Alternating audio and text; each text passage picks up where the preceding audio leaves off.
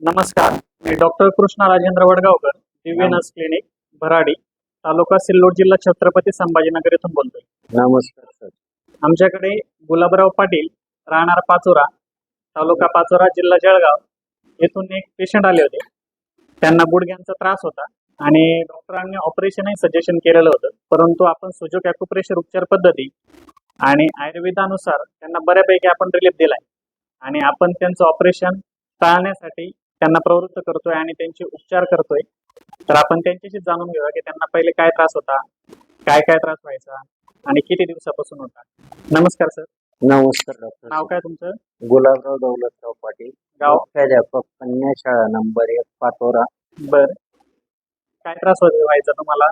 मला खूप त्रास व्हायचा सर. पायाचा रेल्वेत बसल्यावर सुद्धा ठणक वाटायची.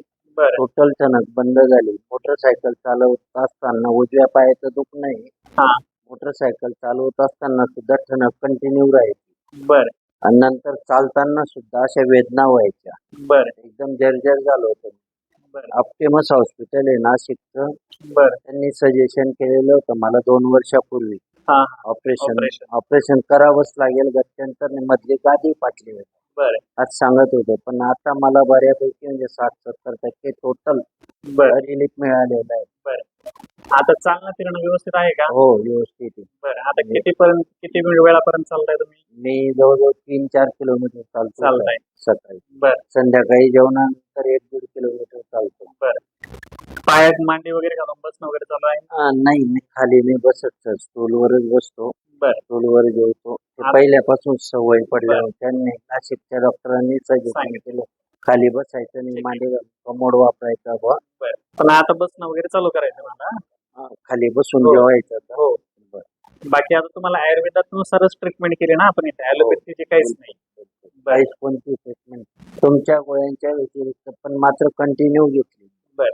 एक दिवस बी टाळला नाही. आता रात्री गोळ्या संपल्या.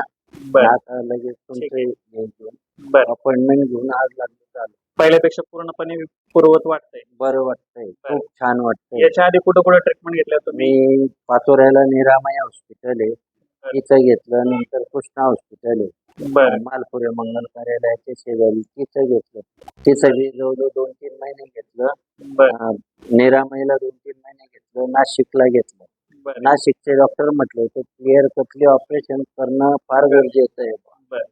पण आता मला जवळजवळ तुमच्याकडे आल्यापासून मिनिमम आता माझा 6वा चक्कर आहे. बरोबर. तर 6व्या चक्कर मध्ये बऱ्याच असं वाटतं मला 60-70% रिलीफ वाटतं. ऑपरेशन करण्याची एवढी आवश्यकता वाटत नाही आता. टाळलंच पाहिजे डॉक्टर. इकडचा पत्ता वगैरे कोणी दिला तुम्हाला? मला आपले मुख्याध्यापक होते ते याला आश्रम शाळेला, सातगावच्या आश्रम शाळेचे शिक्षक. त्यांनी दिल्यानंतर सर मी पहिल्या, दुसऱ्या, तिसऱ्या वेळेस आल्यानंतर मी जवळजवळ 10-15 पेशंट पाठवल्या. बरोबर. त्यांचाही रिझल्ट येतोय. फक्त 40 एका पेशंटला गोळ्यांचा प्रॉब्लेम झाला. ते म्हणे आम्हाला त्रास होतो. पण पहिल्यापेक्षा पूर्ण आता कव्हर वाटतंय? मला तर टोटल वाटतंय, बरंचसं वाटतंय. ठीक आहे, धन्यवाद.